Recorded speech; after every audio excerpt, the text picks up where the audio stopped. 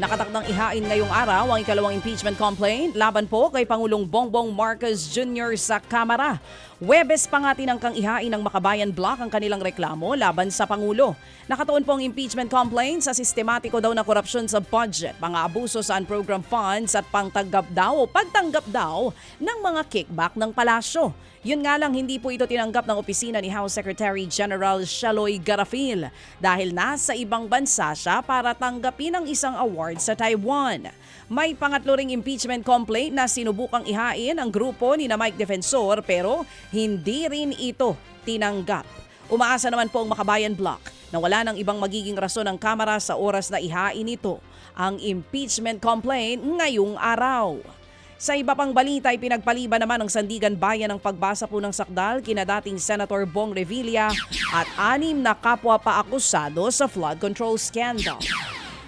Biyernes, nang iharap sina Revilla sa 3rd Division ng Sandigan Bayan para sana sa arraignment sa kasong malversation of public funds. Pero hindi po ito natuloy dahil sa mga mosyong inihain ng mga akusado. Kabilang po dyan ang motion to quash information dahil hindi raw nasunod ang due process at lumalabas din na walang basihan ng mismong demanda. Ang tingin ng prosecution, delaying tactics lamang ito ng depensa. Pero ayon sa kampo ni Revilla, gusto lang nilang gamitin ang lahat ng pupwedeng remedyo sa kaso sa pag-asang kakatigan sila ng korte.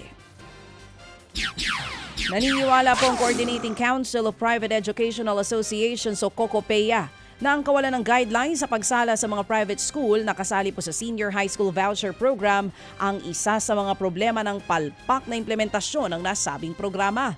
Ayon kay COCOPEA Legal Counsel Attorney Joseph Estrada, wala pa ring guidelines ang Department of Education o DepEd para rito.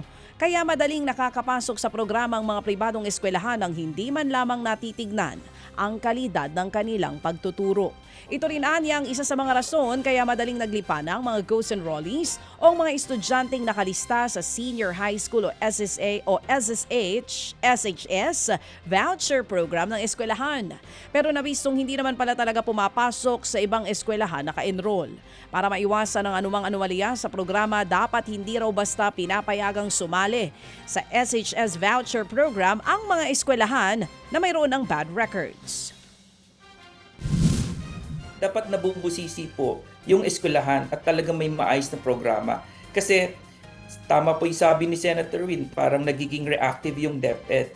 When in the first place, dapat bago nyo pinayagan, kahit permit pa lamang, dapat nakita na kaagad na maayos yung eskwelahan. Kasi kung may record na po sila, for example, may findings na before, bakit papayagan pa na magtayo ng branches or tumanggap pa ng subsidy program sa government? Mga kapatid, brothers and sisters, saan ka pa? Dito na tayo sa Totoo. Dito na tayo sa True FM. Mga kapatid, mag-subscribe and follow po kayo sa social media accounts ng True Network PH. Yan po kami, hanapin nyo lang True Network PH, Facebook, Instagram, YouTube, TikTok, and podcast. Mapa Apple or Spotify man yan, mahahanap nyo kami. Lahat ng mga napapanood at napapakinggan nyo po sa programa, nasa social media accounts namin yan. So paano mga kapatid? See you sa social media!